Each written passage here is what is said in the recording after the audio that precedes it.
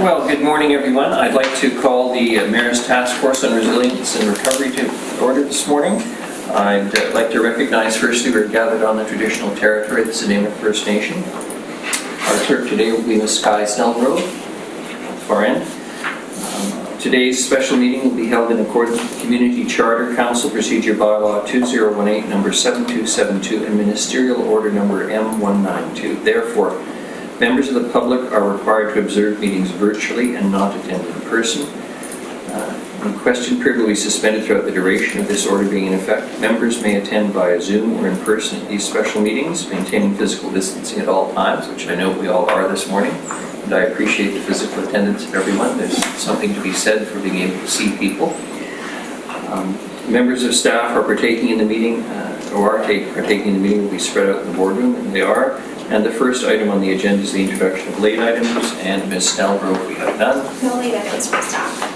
I'd ask for a motion of approval of the agenda as amended. Donna, Tyler, we're going to be informal. I think I made that rule a while ago. We're not going to go by council or title or whatever. Motion for adoption of the minutes is circulated. Tyler. Okay, and all those in favor? Opposed? And the first presentation, and I want to welcome Crystal Dennison via the big screen. Good morning. And I'm the Ladies in Schools Foundation, John McCormick here in person from the John Howard Society, and Deborah Hollins from the Nanaimo Family Life. Much appreciate you attending and getting this together so quickly, and very excited by it. I think, in fairness, we'll let Signe give you a bit of an introduction this morning, if she could, please. So, given the short order of, we had a call, I think, last Friday, Shelley, and had a conversation around how we could come and give some context from the nonprofit sector around what's happening around COVID and how we could embrace pathway to prosperity. That's the language we were using, how we move from here into the economy recovering, and also the nonprofit sector staying on its feet and being able to serve the community. So rather than doing a formal presentation, we want to have a conversation. And the first thing I'd ask is our guests to introduce themselves, give a context of the agency they're involved with, also what task forces or committees they're involved with. And later on in the presentation, we'll talk about what we're seeing COVID related in the sector, but that's just a start, so there you go. I'll start if that's okay. So my name is Deborah Hollins, and I'm the Executive Director of the Nanaimo Family Life Association. NFLA has been around since 1967, so it's a long-standing multi-service agency in the city of Nanaimo. We work with all sorts of individuals, families, youth. We have a particular focus on seniors and do a lot of work with the senior sector, not just in Nanaimo, but in the Northern and Mid-Island area through various programs. I sit on a number of city committees or task force. I sit on the health and housing. I also sit on food security, the food security group, and I sit on the diversity and inclusion committee that is being facilitated by Councillor Armstrong and Councillor Martin. And so that's my involvement at that level. I also sit on a number of provincial committees, and those committees are specific to the seniors sector, the community-based senior sector in British Columbia, working really closely with the Ministry of Health and the Ministry of Housing on a number of those committees, and with my colleagues across the province, really looking deeply into what are the issues that are facing our clients, the seniors that we serve, their caregivers, but also the sector in and of itself in terms of how we operate, how funding is decided, the way we work together, etc. So that's me in a nutshell. I also just want to say thank you so much to Signe for reaching out. Really appreciate it, and really appreciate all of you for welcoming me and John and Crystal here today to talk to you about some thoughts that you might have. So thank you. Thanks, Deborah. Crystal, do you want to go next? Oh. Muted. Very we go. Good morning, everybody. Thank you for having me virtually today. I'm, like Deborah said, I'm very pleased to be at the table this morning speaking on behalf of the Nanaimo Ladysmith Schools Foundation. I've been with the Schools Foundation for the past 5 years, working alongside our district to help alleviate some of the financial constraints that our families in Nanaimo Ladysmith are faced with.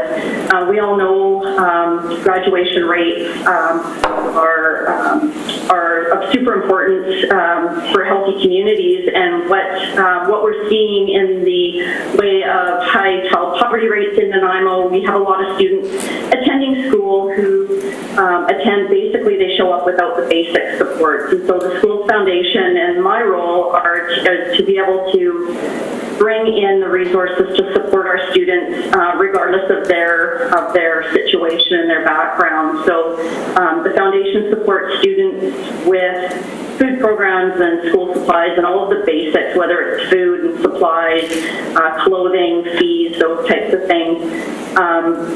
My background, I came from, and then I'm also chair, I was at the Food Security Organization for 10 years prior to the Schools Foundation. And so my experience has been a lot with food security, a lot with child poverty, and looking at ways that we can support families who are struggling in this community.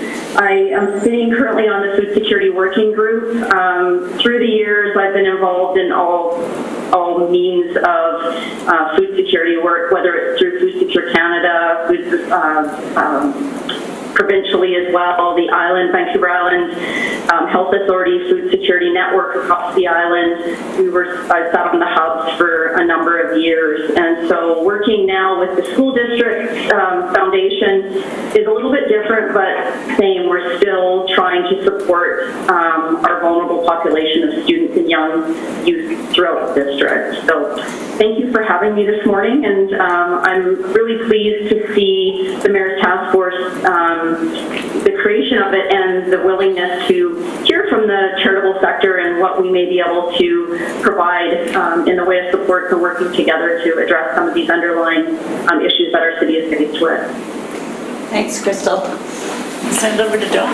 And I'm John McCormick. I'm the Executive Director of the Region John Howard Society. I've been the Executive Director for the past 5 years. Prior to that, I was actually, a couple of iterations ago, was in the social planning function in the Resort Municipality of Whistler. So I appreciate sort of the challenges and issues sometimes that cities face in trying to manage the plethora of things that are coming at you.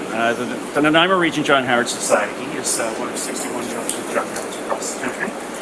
There are 8 in the province of BC, and we operate as independent agencies that respond to local community needs. Here in Nanaimo, that includes addiction treatment, and I think the Guthrie Therapeutic Community Program and Vancouver Island Therapeutic Community are very well known, not only just in Nanaimo, but in the province and across the country, actually, for being really innovative work that's being done and really effective work that's being done around addiction treatment. We also house up to about 100 people in scattered site housing and supportive recovery housing.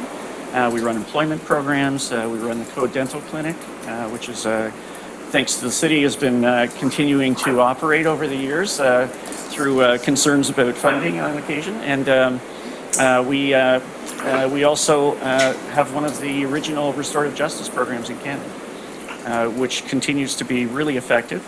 And has also helped to support the development of a community justice process amongst the Nanaimo First Nations. So we're pretty proud of the work that we do, and also very happy to be here today, and also want to acknowledge the fact that there's just a great group of people who are involved in helping to build community, not only within the city, but also amongst the nonprofit sector and all those people who volunteer across the city who really truly care deeply about what this place is looking like today and what it's going to look like in the future. Thanks, John. I think people know the United Way, and we were an old model of raising funds and investing funds. That was the development of the United Way. But over the last, I'd say, 10 years, shifted dramatically to doing more community development work in partnership with municipalities, community foundations, and working to identify more upstream issues and trying to bring the most resources to a local community, either through private philanthropy, but also making the case for maximum dollars both provincially and federally. So the United Way's gone through a whole piece of, actually raising money and giving it out to great agencies. We still do that. But what we've seen over the last, at least the last 25 years, and particularly in the last 10 years, just raising money and funding great agencies are not going to solve the many issues that are on the ground.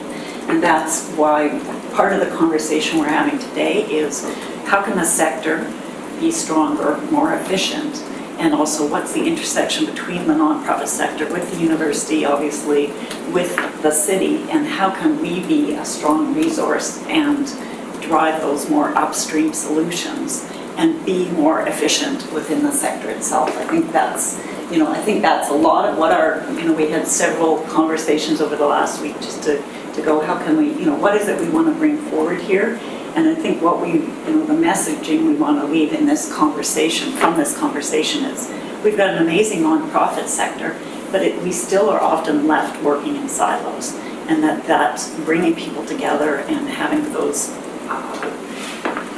curated conversations, and then having us co-fund or co-direct or go upline. And the reason I brought Crystal and Deborah and John here today, and I asked Inga Cooper as well from Telecom Leyland, but she's been ill, is that we're all active locally. We know the local issues, but we're also active sitting on provincial or national committees, trying to, collecting data, understanding these issues, and trying to make a case for a different way of approaching social issues. So that's, and so when Shelley and I had a conversation last Friday, she said, okay, well, you could have 2 dates, today and in a couple of weeks. And so when I called on my peers and buddies and I said, why don't we come in and just have a conversation today? We'll talk about what we've seen through COVID at the nonprofit sector. We can talk about what our engagement has been with the city on the committees, because we're all sitting on different committees, and give you some context of what that experience is like and some suggestions from that. And, touch on what the city's strategic plan is and what we see as your goals in there, and how the nonprofit sector might be further engaged and empowered to help you produce results on the strategic plan. And so we don't have a big presentation. We wanted to run it like a conversation. And so maybe what we could do, and Shelley and I had a chat and said, well, maybe today is to get some feedback. And I know, Deb, we should probably be having a good conversation about the intersection between the university and the sector, because there obviously is. And so maybe we come back based on some feedback from the Mayor's Task Force members to go, what kind of additional information would you like from the nonprofit sector? What kind of a presentation or dig in from today, and construct that in a future task force? So we're looking for, what do you want from us? We'll go away and collect it, have that conversation with other players. Obviously, the Hospital Foundation and others also have a strong role to play in the community foundation. So I'll move to maybe just giving a little bit of a snapshot of how COVID's affected the nonprofit sector, just so you have that, if that makes sense. Mayor Pro? Yeah? Okay. You want to go ahead? Yeah, sure. So COVID-19, wow, it has been quite a journey. And I've been really impressed in some ways with the way in which my colleagues throughout the city and provincially have been able to respond. And also deeply disturbed by some of the lessons learned with COVID-19. I'm going to speak just about our clients first and foremost. So with COVID-19, we have been, well, generally over the last, I would say, 5 years at Nanaimo Family Life, we have been seeing an increase in the need. I think I'm not alone in that. I think that's pretty general. But the need is looking at things that are more around, an increase in domestic violence, increase in drug use, an increase in homelessness. Those are the issues people are coming forward with. At my agency, what we do quite often is we are catching those people and counseling them, advocating with them, helping them prioritize, do those kinds of things. But the level of desperation has been quite alarming with what we're seeing. And now through COVID-19 and the pressures that are being put on families because of isolation, social isolation. So if you can imagine, you're a family that is caretaking an aging parent, and you have children at home, and everybody is isolating together. The pressure on those families is enormous. We're seeing a rise in senior abuse, for example. My agency is getting a lot of calls from older adults saying, my son's never done this before, but today he pushed me. And it's that boiling point that we're seeing happening. And wanting to respond to that, absolutely, and trying to respond to that, but the need is very great. So we're seeing a longer wait list, right, that what we can address and address effectively. The impact of isolation on older adults, what we know and is put out in our national media is that social isolation has the same impact on a senior as smoking a package of cigarettes a day. That's the impact on their physical health. And so we are grappling with that. How do we help seniors age in place, maintain their dignity, be socially connected, and stay safe? So those are the kinds of issues that we're seeing through COVID. But where I'm seeing some difficulties with COVID is around our community's ability to quickly come together and understand what every agency and in every sector is doing, so that we're not building programs that are duplicated, so that we're not going after the same pot of money and kind of eroding the chances of that money landing in our community. That lack of coordinated response, although I have seen that in some respects, specifically with the food security committee that I'm sitting on, generally speaking, there is still a real lack of ability to come together, quickly identify what are the issues, and then move forward with those. And so that lack of being able to coordinate in a way that doesn't take, a bulk of time and resources just to find out who the players are to come to the table is a problem. The other issue that I've really noticed, and this might sound, is really the lack of recognition for the nonprofit sector, generally speaking. So we have a real great recognition, as well we should, for the health sector and the first responders during COVID-19. But the nonprofit sector is often overlooked when we're talking about those kinds of responses in emergency and crisis situations. We have a group of people here in Nanaimo who are working hard. They're working overtime. They're working for very little, very often very little, income to be able to respond to emergency situations that are really, really desperate. And I think that lack of recognition impacts us on a couple of levels. One is, again, just for the public to know who's out there and what they're doing, and for us to know who's out there and what they're doing. And also to be able to build upon our successes when we're constantly, kind of having to re-demonstrate our effectiveness in community. And I think that's where I see a real role for the city, amongst others, but a real role for that facilitation, bringing together, and having people sit down at the table for the city to sort of be the leader and the facilitator of that is something that I think would be of great use to us right now. So yeah, that's I think what I would have to say. Thanks. I'll send it over to you, Crystal. Thank you. Yes. Wow, COVID. The minute the schools that we found out that schools were not going to be returning to regular session while we were in spring break, the foundation was able to basically jump in right away because we had programming already in place to support students. We created an opportunity for families to receive support for meals programs while students were learning at home. what we saw was a drastic increase in requests for support. We're trying to determine whether these were students that were not receiving support prior to COVID, or whether these were students who were directly affected, whose families were directly affected by COVID. We're in process of trying to tease out the information from our end on what actually the effects of COVID have been financially for these families. Prior to COVID, we were supporting 16 schools, approximately 650 students a day were receiving support through breakfast programs and meal programs at school.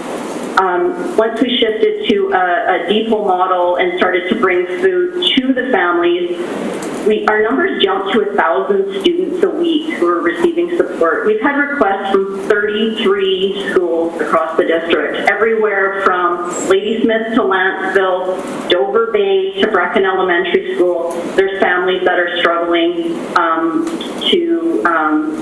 to be able to adequately feed their children or have missed those supports that they've been receiving at school. So, yeah, we've seen a huge jump up to, like I said, 1,000 students a week. This is something that we've provided during the school year, and because the effects have been so great, the foundation, fortunately, is still working with the school district to provide support through the summer months and planning into the fall and forward. We don't think we've seen the worst of it yet. I think families have been able to tap into all sorts of emergency responses, but where our concern lies is in the future, in fall, into the new year, what happens when the real effects of COVID and the layoffs and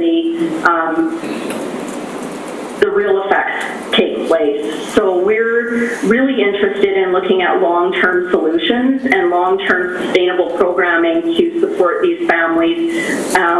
Being on the food security working group has been useful, and I think, like Deborah said, there's still a lot of work that needs to be done to really come up with a joint effort and looking at the scope of what can be done across the city in a fashion that is equitable across the city. We're seeing lots of pockets of activity, but I think that the city can continue to play a really valuable role in bringing the players together so that we have long-term sustainable solutions.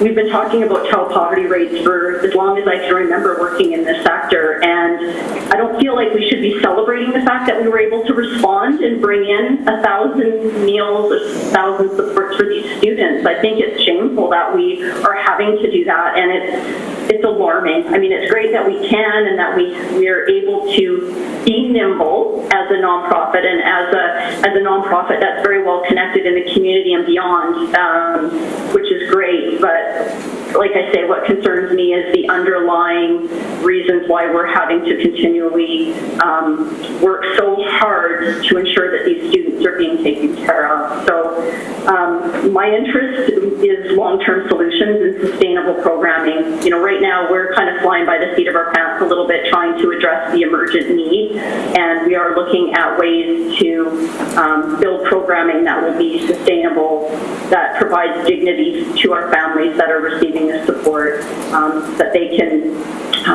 continue to be supported long-term, and that this isn't just an emergency response to COVID. This is a response to the situation that's been affecting these families for a long time. Thanks, Crystal.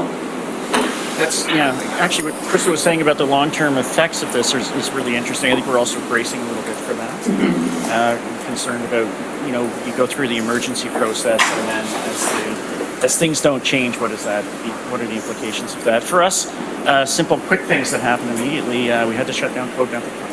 And so all those people who can't get access to regular dental services, they're going to the hospital. Many of them are not going to be prescribed painkillers because they are using, and so that becomes a bit of a problem. So there's the cycle of using more to dull pain, and that has obviously negative impacts. And we're still struggling a little bit with how to get ourselves reopened because of the nature of dentistry itself. Within our housing community clients, it's very difficult to actually interact with them. So we're doing food deliveries to the house, to houses, but where people were living, but there's no way to really interact on a one-to-one basis with folks initially.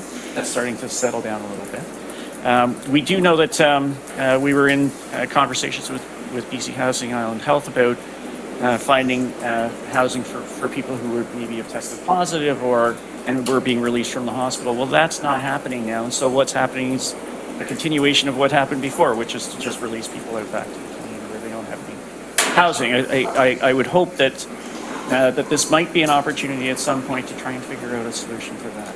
If there's a solution during COVID, maybe there's a way to have a solution that's a little more long-term, because that simply isn't something that I think any of us would say is a reasonable approach to healthcare for folks. So those are three significant pieces I saw. I would say that in many respects we went through here in Nanaimo a bit of a dry run. We were lucky. We somehow dodged that bullet that hit so many other places so heavily, and had it hit here so heavily, how would we have been as a community? And I would say what Deborah said about the sort of the lumpiness initially of trying to get ourselves up to speed, which is completely understandable. Is something we wouldn't want to replicate, and we could certainly learn from communities that responded quickly. I think in that regard, actually cataloging what we did and actually having a bit of an understanding of where things worked and where things didn't work, research of some sort to identify what that looks like and actually appreciate where we did great work and where we might find more efficiencies in how we interact. Again, to what Deborah said about knowing what each of our roles are, especially our roles in relation to the social planning function of the community, is really helpful and useful. I would say too that there was the other benefit coming out of benefit that came out of this period of time was the development of committees and task forces that really got community engagement going in a way that I hadn't seen it happening as much before now. I think we're starting down a pathway that I think is really terrific in terms of the community of participation that doesn't necessarily just interact with the city through city council meetings, which to me is a slightly adversarial approach to things. So I think it's quite Not current council. not current council, no. So any opportunity we have to practice democracy on a day-to-day basis rather than on a 3 or 4 year cycle is a good thing. Thanks, John. And I'll make my observations from the United Way side. So, I mean, we're working in many communities on the island, from Port Hardy to Port Alberni and Cowichan. So we watch the different communities and how the nonprofit sector responded. And what I saw here in Nanaimo was we're blessed to we're large enough as a community to have nonprofits that are of significant size, that have then attracted talented leadership on the nonprofit side, and those folks are connected provincially and nationally. So that's a gift that we have, and it's because of the size of our population, where we are on the island. I think so. What I saw was all of these separate nonprofits working as hard as they could to serve their own populations. The city had created some task forces and working groups where we could have conversations, particularly around the city's strategic plan issues like food security. Obviously, that was meeting weekly. It was actually the nonprofit sector. We met probably, John, 3 weeks, 4 weeks before the city really drove the stuff around the homelessness response and whether COVID got into the homelessness sector. And that's not a criticism of the city at all. It was what, we as a group went, if this is tomorrow and we're faced with the Unitarian shelter suddenly having COVID and closing down, that's dramatically going to affect the city. So we had to be coming together, and we were meeting probably 3 times a week through that first couple of weeks of COVID. And the city was working with its relationship with the province around how would the province respond, what would the province provide the city. And so the city staff were showing up and participating, but it took quite a few weeks, I would say, John, and I'm just highlighting this because we treat this as a dry run, not as, like, we were all working together, everybody was working as fast and as best they could. But if COVID had hit our shelters those first couple of weeks, you know, like, I hate to think what we would be facing in terms of numbers of death and, you know, the spread in the community. So, you know, that was for, we don't have to analyze that here, but from the United Way side, we look back and we go, okay, what did we learn? Are we capturing what we learned? And are we going to be ready if we have a second wave and all of that? And you know, the municipality has to work under the orders of the province and the funding model there. But how can we as a nonprofit sector be engaged in that so that, and I think, Deborah, it was you who made the point, you know, often the nonprofit sector is doing the day-to-day minutia of, you know, the client work. And so if it hits the nonprofit sector and all of Deborah's staff get ill, Crystal's volunteers get ill, you know, we're in big trouble, right? And so I think that's a piece that we're trying to highlight is the nonprofit sector is your front line often, and they don't necessarily get the masks, they don't get any hand sanitizer. Like, United Way, we were getting asked for hand sanitizer for Salvation Army. Here's $1,000, buy hand sanitizer, do that, you know. That's the kind of stuff we can do. But I think that's, we've got to step back and look at this dry run around the homeless population and what we learned and what we could do differently and get ready for the next round. And so I don't know whether that's through the Health and Housing Task Force conversation or elsewhere, but I'll just, you know, park that out there and we can talk about it more. And I guess the other thing I saw, you know, we saw from the United Way side was how, you know, the depth of leadership in the nonprofit sector, and yet not necessarily having a vehicle by which we could, you know, the food security folks were coming together and talking food security. And we're talking over here about the housing piece, but food security and housing are linked. And I'm not saying anything, you know, you all know this, you know, it's not, it's the silo thing. So I guess from the United Way side, I'm asking the question, and certainly it was one of the takeaways that these leaders wanted to give you is we have expertise, we have leadership on the nonprofit sector, we have day-to-day information about what's going on. How can the city better use our leadership? How can we better be engaged, not just in issue-based, you know, whether it's homeless table or food security, you know, solving stuff down here in the immediate response. Is there a way for us to be a standing group that includes, you know, the Hospital Foundation, the Community Foundation, all of us, that's like a think tank, and you know, who needs another layer of you know, involvement at the city level that isn't useful to people, or is, you know, we don't need more committees to sit on. But I guess that was one of the pieces that the United Way saw, kind of over here, funding different pieces, sitting on different task forces and going, we have a lot of expertise in the room of Central Island and Nanaimo. How can we drive solutions and drive the city's strategic plan in a more effective way than just bringing us together, asking our advice once in a while, or saying, what are you doing, what are you doing? You know, let's move the chairs around. So anyways, I think that's what we saw from the United Way side. And I also want to, you know, in terms of the impact, I mean, I know VIU's rethinking everything and how you're doing what you're doing, Hospital Foundation obviously, and the hospitals as well. You know, we're expecting at least a 30 or 40% drop in our campaign, which is, you know, 1.2 million is what we raised last year. You know, so that means we aren't going to be putting those grants out. Now, we're blessed in the short term because we've made a strong case for the community, and we just got another $390,000 on Tuesday from the emergency community support funds. We competed with 40 other communities and you know, got another $390,000, and we met Tuesday night.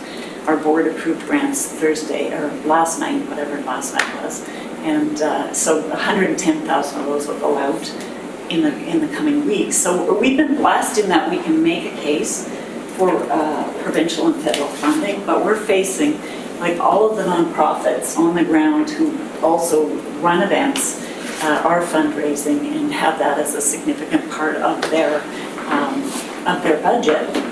Like we're anticipating 30 to 40% down in our campaign. So that'll affect our grants next year.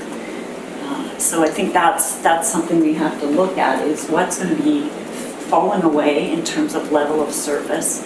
And that's a survey that we're starting to, talk to our, all of the agencies we're funding. We're trying to get a picture that says what kind of service level diminishment is going to happen. And we're blessed with the government funding to March 31st, but what happens beyond that? And I think the Mayor's Task Force really, one of the useful pieces that can come out of this is what's our voice that we need for April 1st onwards from the province and the feds. And I know, we're looking at the size of their deficits and we all are seeing that. But I anticipate at least another 10 months where we're going to need to support the nonprofit sector through grants that aren't coming just from our own special events and, the stuff that we usually do, probably a year. And so how do we, what do you want from us, from the nonprofit sector, to come back to the task force? And in terms of, we can ask everybody, what's your revenue down? We've all rejigged our budgets and making those changes. So we can do that surveying. Is that useful to the task force? Is there other, risk areas that we see that you want us to highlight? We can bring that back as part of a conversation. We can certainly, do some dig in and talk, obviously from your side, Deb, there's going to be, extra stresses on students, because of what's happening. And obviously our foreign students aren't, international student population's down. So there's different issues there faced there. But I guess that's what I'm asking the task force. What do you want from us? We can identify issues around, the risks of nonprofits who may not reopen, right? Or may not actually be able to operate. I think of Arrington Therapeutic Riding. We funded them for years. It's helping parents with kids with special needs.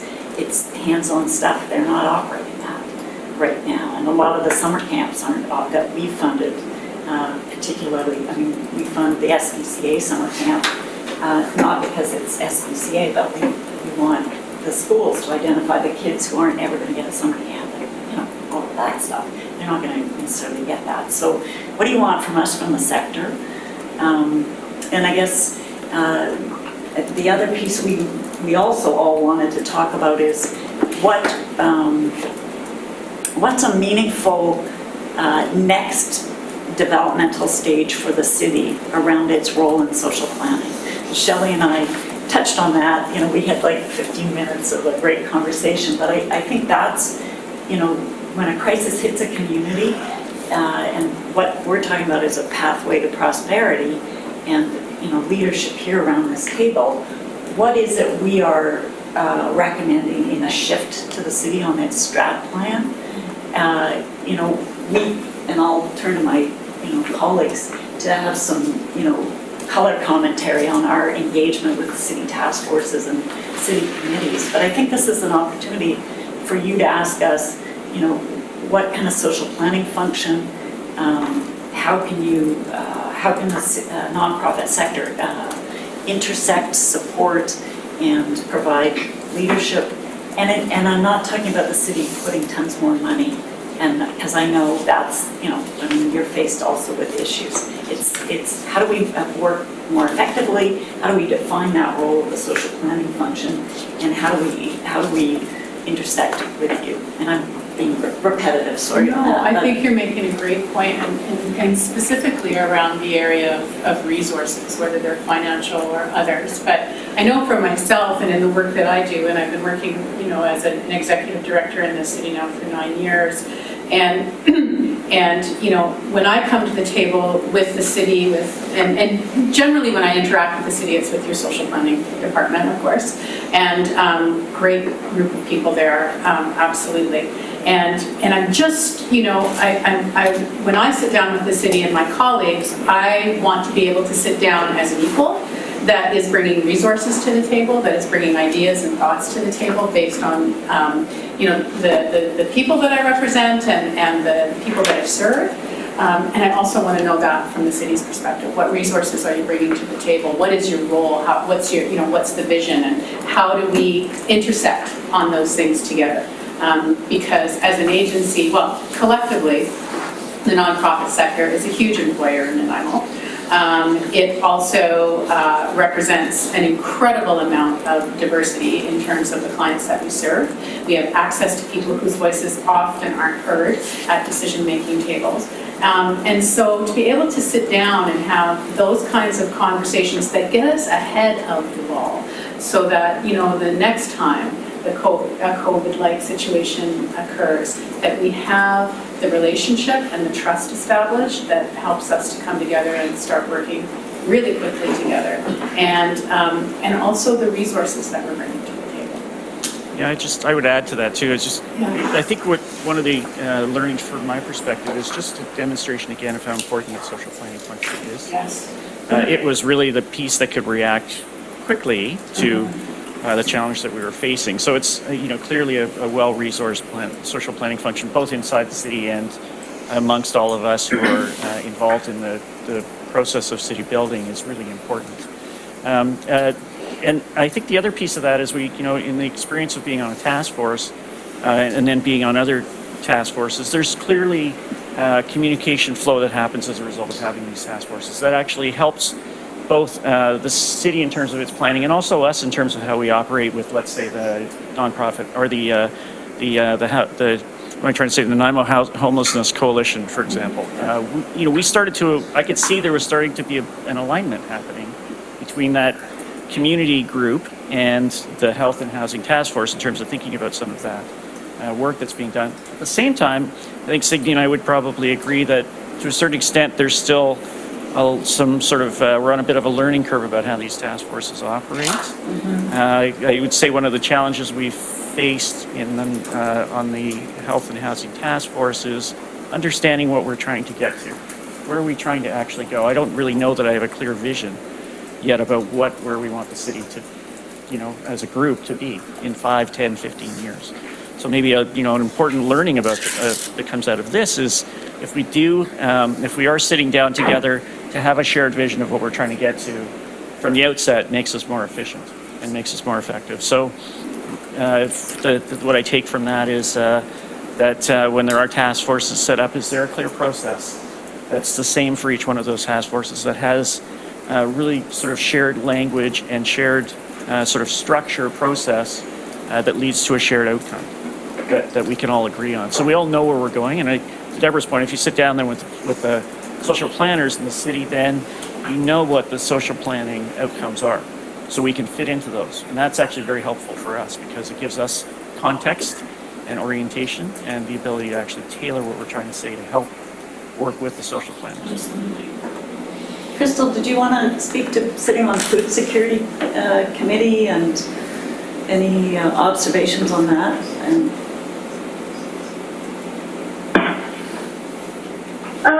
Well, I kind of reiterate what both John and Deborah are saying as far as having more of a cohesive understanding of what the goals, the outcomes that the social planning department is looking for with these task force and different committees. I find that, you know, working in the charitable sector, our resources are limited, and so I found myself having to get very choosy on where we put our time and energy into ongoing meetings.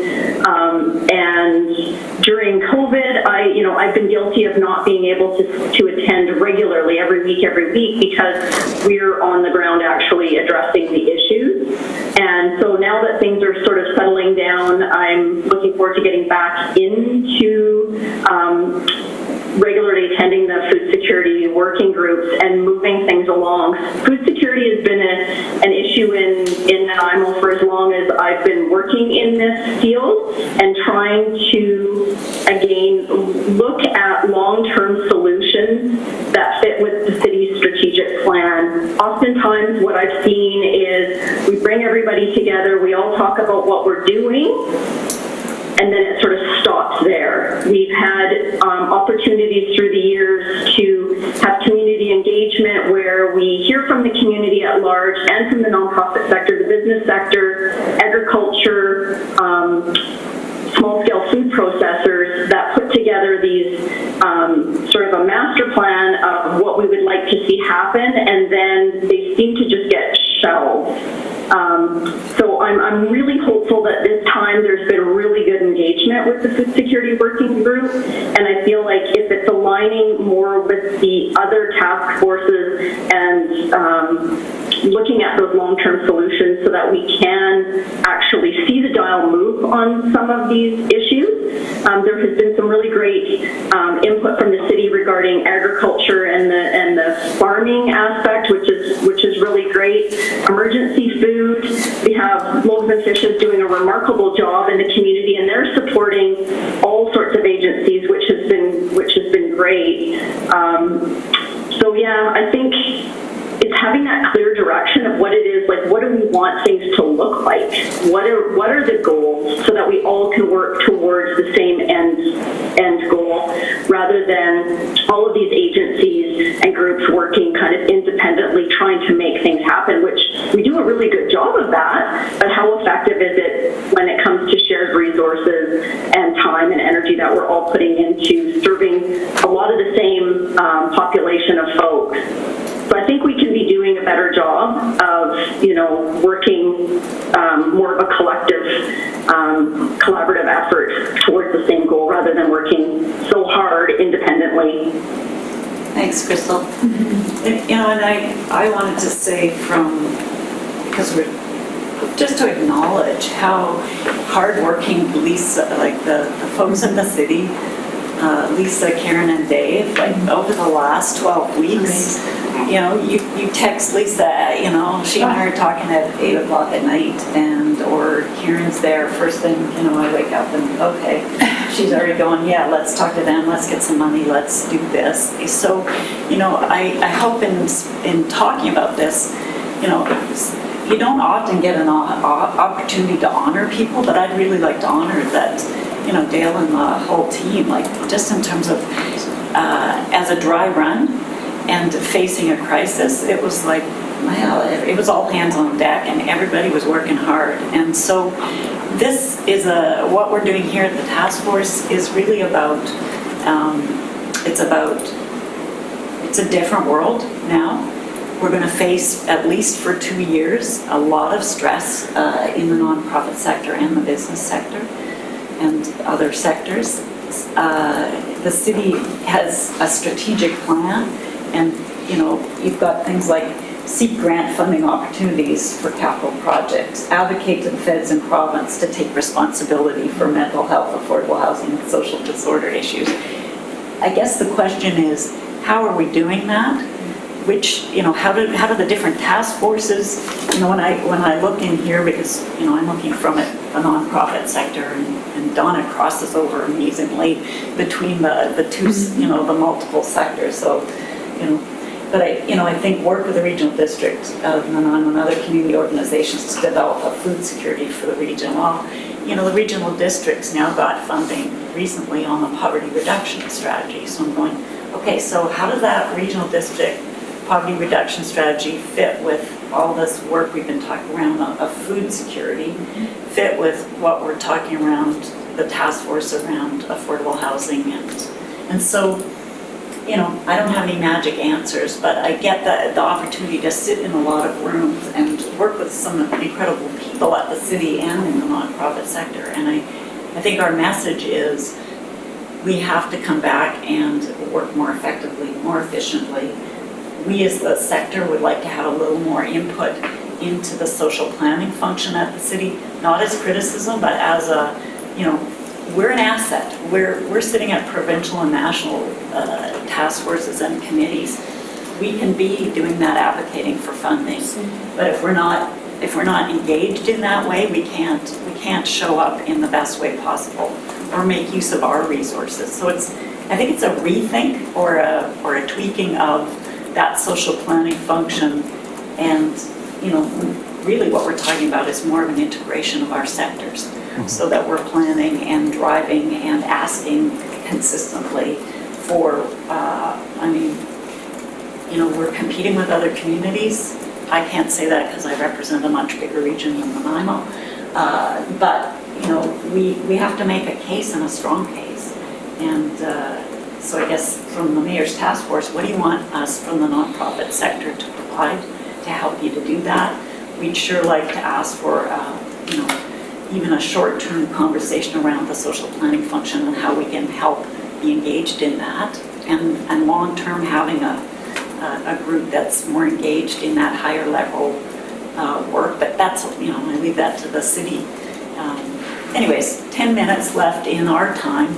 Questions, there's tons of other stuff we didn't cover, and, Can I just say one quick thing just to support what Signe was just saying? And it's just, in my experience with other City of John Howard societies and involved in other communities, the Nanaimo's, we know each other. And the reason we know each other is because we're a tight, right-sized kind of community to be really entrepreneurial and innovative in the way we operate in a social planning context.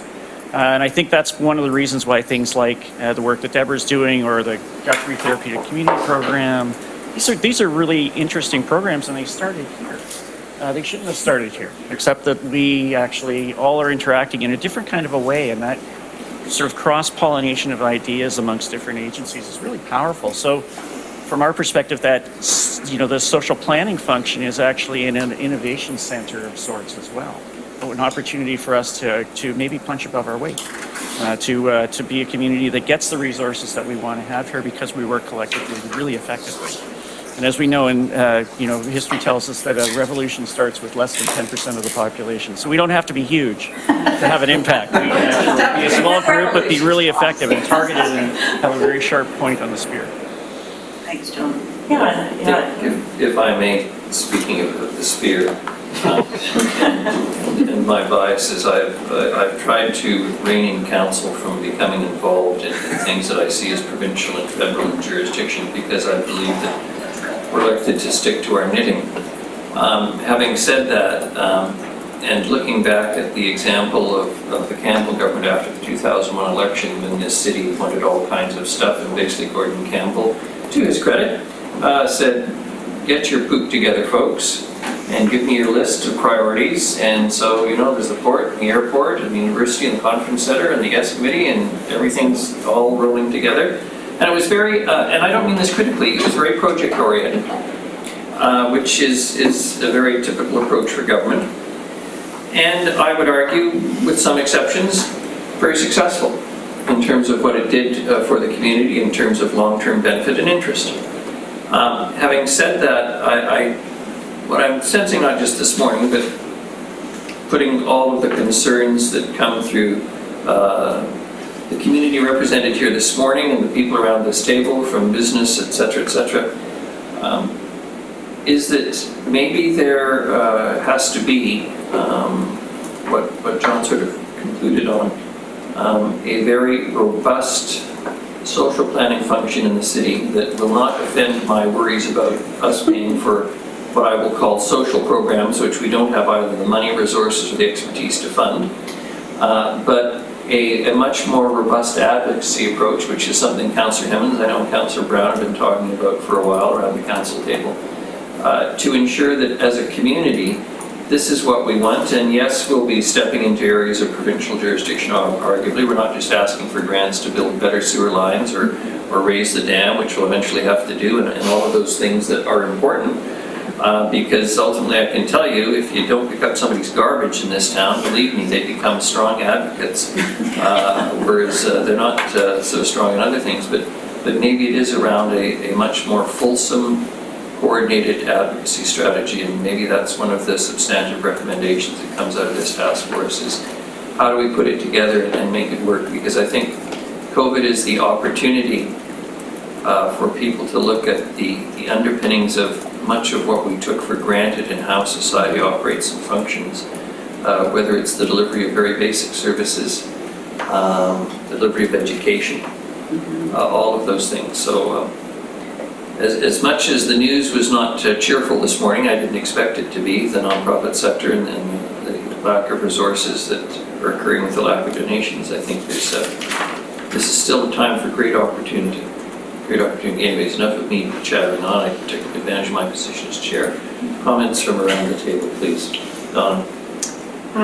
Well, I want to firstly say thank you to the group for your presentation. Very informative and very exciting, because I, like the mayor, see that there are actually great opportunities for our community. I've said this all along. I think COVID is providing opportunities for communities like ours who have some basic infrastructure and networking in place to actually shine as a leader in what a community can do, and what steps it can take to be prepared in the future. So I took a couple of notes, and they come from different fields that I work in. The first is just a quick comment, and if the task force will be patient with me for a moment, regarding food security, the food security network. I understand that your conversation is very grassroots. You're talking about feeding kids. You're talking about feeding those below the poverty line.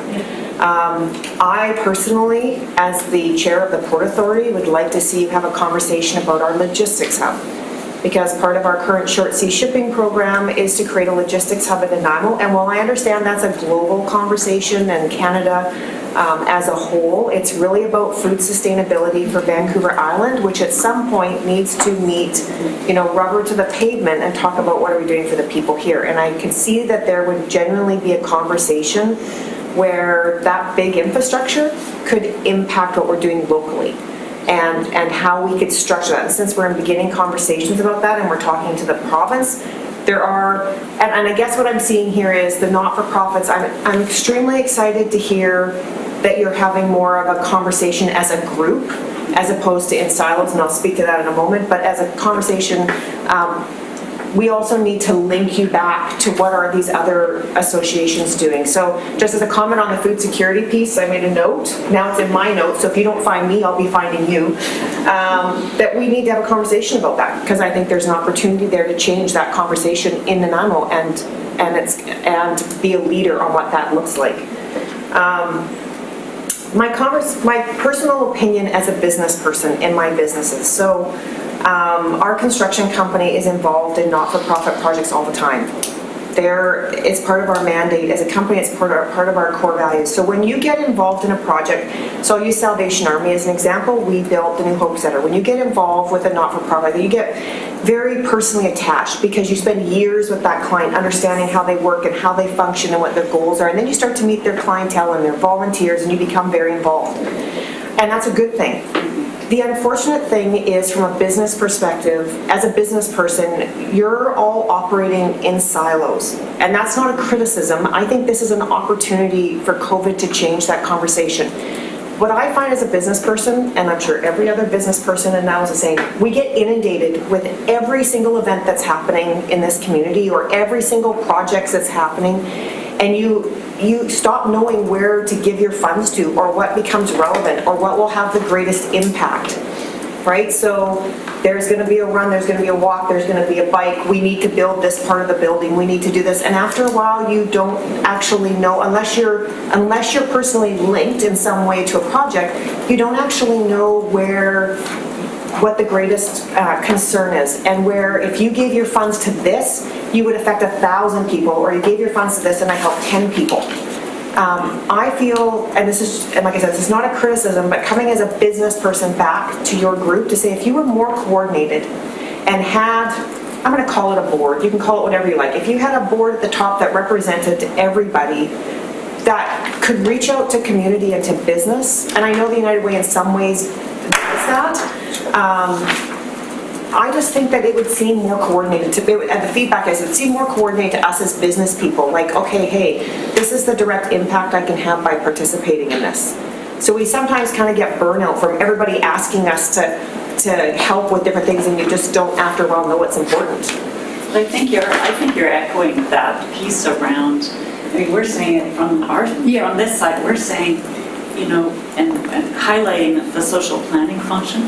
Social planning function at a city isn't always about spending money. I mean, other than staff time, it's you know, it is curating that. It's identifying, if we're identifying child poverty, you know, food security, housing are our top pieces. That's what you have in your strategic plan, right? Okay, so what is the intersection between the business community, education, and the nonprofit sector to have combined goals to drive that change? I mean, I remember talking to Ralph when we were on the other task force, and, you know, really talking about the university being, you know, coming downtown, which is fabulous to hear again, but that engagement and, you know, working with the business sector and the nonprofit sector to influence what's happening around here. We have to choose our priorities, and then we have to curate those solutions.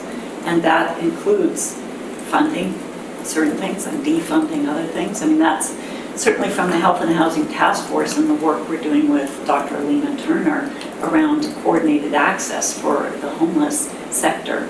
And what will come out of that whole long process of mapping who's doing what, how many clients they serve, blah, blah, blah. At some point, we're going to say, you know what, when we fund through the Homeless Coalition with federal dollars or our United Way dollars, we're going to do it in this way because that'll serve the maximum number of clients. And those folks are playing in with nicely with the whole sector. Mm-hmm. So we're testing that. I mean, we're a year and a half into with the city using federal dollars and our time, our social planners' time and our time from the United Way side and others to test this theory of, you know, going through and deciding a curated system around coordinated access and managing homelessness better in the community and accessing resources. There's no reason we can't do that on many other issues. And I'm with you. I think the number of asks that people get from the nonprofit sector, it's huge. But if there was an agreement at a higher level of what we're trying to do, and those are our city's goals and our nonprofit sector's goals, then that's, you know, give to that, right? I think I completely and totally agree with you on your sector having, I'm just going to use the board example, a board again that is more involved with whether it's the social housing or whatever portion it is, where those groups come together for a more integrated plan. So I heard John reference that, you know, you get the plan and then you guys fill in the gaps where you can. That's almost backwards thinking to that your group should be coming with a plan because let's be honest, you're out there giving the people who have no food the food, or that the person who can't get to the doctor's office for the critical, now you're getting them to the doctor's, like you're doing those boots on the ground. So you need to come with some kind of strategic plan that partners with the cities to have an overarching plan. So I do think, and I know the task force, the Health and Housing Task Force has been doing great work because I hear from the medical side of those guys that work there, because I hear from those doctors what they want to do, and many of them have come to my table to sit down and consult about how they could have a business plan to contribute to that piece. So I hear kind of about your task force on the other side, but I think you need to have more of that needs to grow stronger and then be reflected more out to the community that that's actually what's happening. So I think that would be a great takeaway from this task force if we can recommend some kind of structure like that. In terms of what you asked me, what can come back to this task force, is there some kind of spreadsheet or chart that could show us the not-for-profits in our community and how, because the only thing I saw, like I heard you all speak about what you're working in, and I saw all kinds of odd connections I didn't hear mentioned. So for instance, John talked about code closing. I know a little bit about code because I came to a meeting about code at the invitation actually of a dental group. And I heard you talk about patients being discharged from the hospital, but not necessarily having housing. So you're having that conversation. I've actually been at the table with the Brain Injury Society about women that are abused and how generally they're not scanned for brain injury. So the numbers are staggering how many brain injuries actually occur, but also leaving the hospital. And about the possibility of having some type of social coordinator and placing them inside the hospital so that we don't lose those people. So like, I'm talking to another group about doing this on the hospital campus and how so I'm seeing all these little connection pieces. They're all there. And they're all there, they're all here within our community, which gets me very excited because I can see it's just closing that little gap. The conversation about PPE, until you said that today, that never even occurred to me, but it completely makes sense. I'm in a conversation about creating a stockpile of PPE in Nanaimo as a community that we'd have and how it would rotate through the hospital and be replenished on the other side. We obviously need to get you guys included on that conversation so that you're automatically stocked as we're restocking that stockpile, right? Yeah. But there's all these pieces that should be had at a meeting, these parts, before it actually comes to the city planning group, right? So that you're sitting down saying, these are the things we need. We need to be included in that conversation so our people are automatically got access to all the PPE we need when we have a situation like this. Yeah. Tyler? Yeah, thanks. A lot of unpack there. So, in terms of coming back, things that I would be interested really is knowing or teasing out the items that are completely necessary for recovery, from the not-for-profit sector. So, maybe not quite that long-term, addressing some of the more problems that we hear often, and so, but rather is like what is needed for the recovery of the not-for-profit sector, or maybe even the survival of certain agencies, and can as many as possible make it through the other end. And this one I think is harder, and I think warrants further conversation, is probably teasing out some of those items that are more strategic in nature for the resilience of the sector as a whole. So if you're confronted with whether it's another pandemic, whether it's another huge, it's changing government or anything like that, you're looking at what could possibly be great shocks to the system, and trying to develop the system as a whole that can carry on from that and do its best. It's interesting, a lot of these comments, I really appreciate them, and I think really appreciate some of the honesty, is nothing new, right? It sort of confirms my belief that COVID has been nothing other than, if anything, just this great amplifier of whatever you look at, it amplifies problems and exposes them in a much bigger way. And so, just often left in silos, lack of coordinated response, make a case for a different approach for social issues, joint advocacy, think tank. These are all, I think, speaking to a structural problem rather than any, we could focus on any sort of one particular issue, but it seems to be there's some structural issues here, which I think would be actually quite interesting to unpack and try to chart a path forward, because I agree there's a lot of different committees, and whether they're in the city or outside the city, happening to try to address these things, but there seems to be, not just with this issue, but with lots of issues in Nanaimo, and lack of a coordinated place where they can come together. And when you were sort of talking there, just sort of an idea that sort of popped into my head was like, in the economic sector, we at one point had the Nanaimo Economic Development Corp with the very idea of trying to get a bunch of people, and I started thinking, I was like, why couldn't you do that same thing, or that similar model for social side of things, and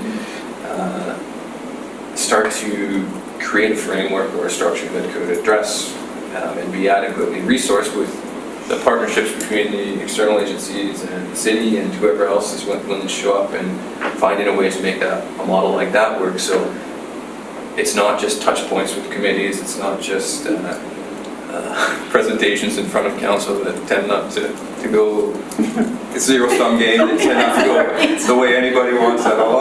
Everybody needs to satisfy. So There's a reason they're two sword legs apart. So yeah, I sort of thought, when it comes to advocacy strategy, you remove some of the politics of it, but not to say that there's no input there, but I think there's a discussion to be had about what a possible structure, or for lack of a better word, corporation like that might look like. That isn't just about the city resourcing something, it's about, NEDC, okay, it was, but there was partnerships to be had, and that was the point of those. And anyways, I'm repeating myself as well, but I think there's a nugget of a conversation there that might be worth unpacking in the future. Signy and then James. It's just, so many of the nonprofits came out of a single issue need, right? You have a child with special needs. You've got, people who are wandering around hungry on the streets. I remember going to a conference last year and talking to the oldest food bank in Canada in Montreal, and talking about 120 years of feeding, or 130 years of feeding people, and how they dramatically changed both how they're doing. There's some great ideas out of that. But most nonprofits come out of a single issue, right? Maybe 2 issues. And they develop and they get a board of directors, and they're going through that whole process of serving whatever single issue or multiple issues are engaged. They're engaged and committed to, and some of them get bigger and do a few issues. And I guess, my observation from United Way was a federated fundraiser for so long, but because of the complexity of social issues and the need to move upstream and change things like what we're talking about, I faced huge pushback from donors when we first started to make that shift from just money in and money out to actually going, you're paying me to be in a setting, and the result may be a successful referendum down in Cowichan that actually now has a health and housing task force and funding and all that kind of stuff. It was a real shift for donors to go, it's not just about you funding that single issue, whether it's feeding that kid, but you're actually trying to move upstream and have that resources. And so, from the United Way side, we can do that to some degree, but we can only do that in partnership with municipalities, both, I think it's the regional district and the city and other major players, foundations and BIU. So I think the conversation has to be, who's funding that, right? To do that level of upstream work and driving the nonprofits to shift and change. The nonprofits in their separate boards they're not set up to do that. So that's what I'm highlighting in this conversation today is what's the social planning function at the city, at the regional district? What's our role from a United Way side to drive that more efficiency and change?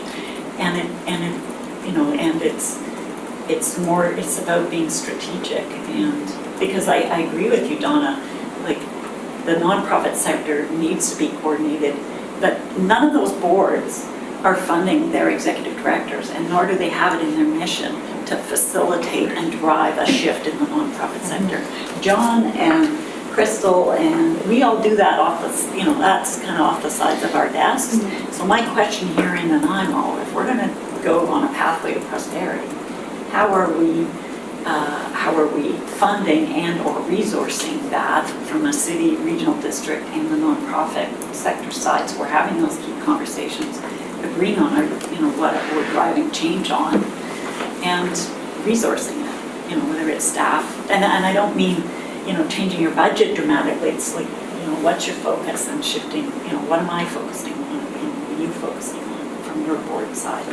So I don't have all the solutions, but I'm just highlighting, you're saying the same thing. Like we all kind of know a lot of the issues, but we're going to have to, I think we're going to have to change dramatically on the integration within the sector and the city and the region. And that includes with the for-profit sector, right? Like helping you direct where you put your donations. You support United Way, both staff side and volunteer side and donations. And so I think we're going to have to have a look and see how we change that planning function, resourcing the planning function and driving, because then that's the only way we're going to have consistent, strong messaging that gets us,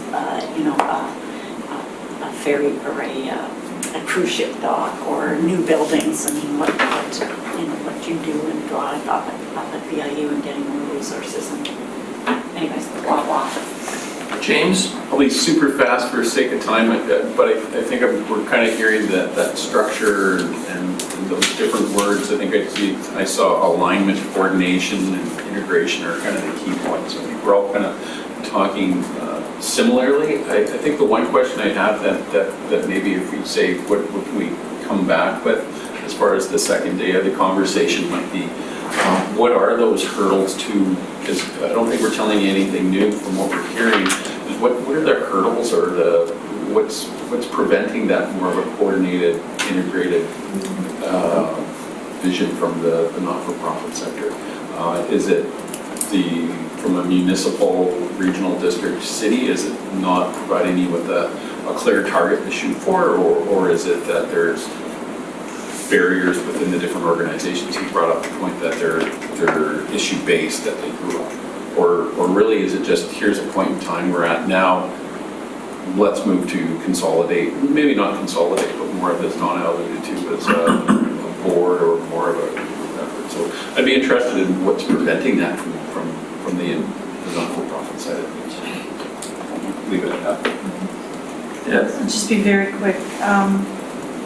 I've heard a number of people say around the table and with everybody, and thank you for your presentations, that the next pandemic or the next, there will be a second wave of this. It is inevitable, and we, touch wood, will be extraordinarily lucky to avoid it.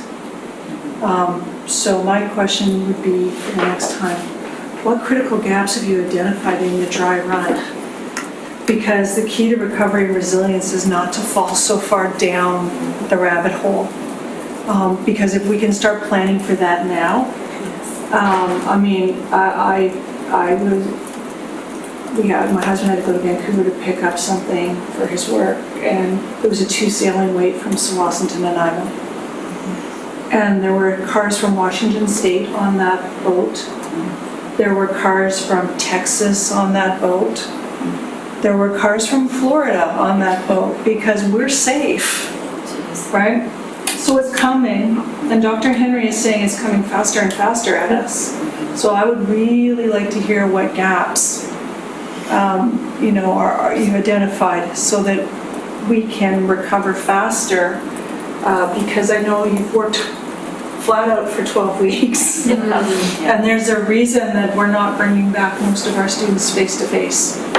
Right, so that would be the piece I would like to know for the next time, so we can help in whatever way we need to.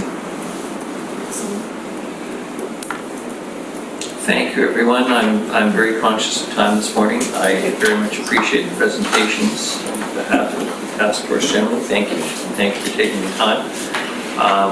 We have a few more items to get through though this morning, as is usual. Thank you to Kelly and Signe for corralling good folks. Thank you. Thank you, Crystal. Thank you, Thanks. The next is a report of the Economic Strategy Business Survey. Dale. Thank you, Your Worship. We put this on here just simply for information. I think we had earlier drafts, if I recall, maybe on your previous agenda. We just wanted to make sure you're up to date on what the final survey is, and it's now gone out. We're expecting, we put a deadline of July 17th, which just happens to coincide with your next meeting, so I don't think we'll have any hard data by that time. There might be some preliminary results we can share, but it'll probably be the meeting after that before we're able to bring it back. So like I said, we're not on June 25th, we've done a press release on it, but we're working with the chamber to push it out, hopefully to hit as many businesses in town. That was the intended target. And you'll see that there's a number of questions that have been added on the end that kind of try to capture the COVID reality and try to measure what their reality, much like the discussion you had this morning about the impact on these non-for-profits, what's been the impact on business. So hopefully that'll shine some light and give us some, give both the Economic Development Task Force some insight, but give yourselves also some insight into the state of the community. So all Your Worship was just simply for information. Comments or questions?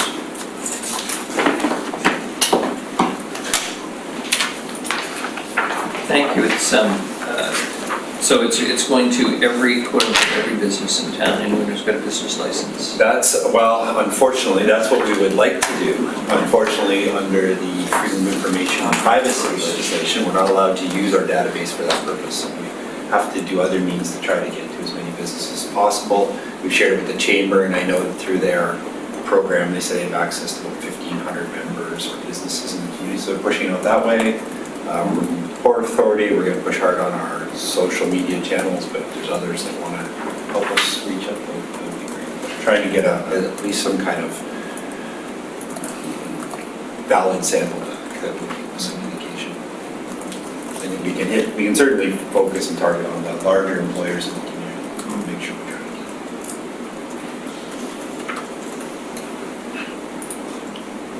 Thank you very much. I now ask for a procedural motion to proceed in camera. Donna, Signe, all those in favor? Motion carries. Thank you very much. Excuse me, Chair? Yes. We just need a few minutes to turn off the video.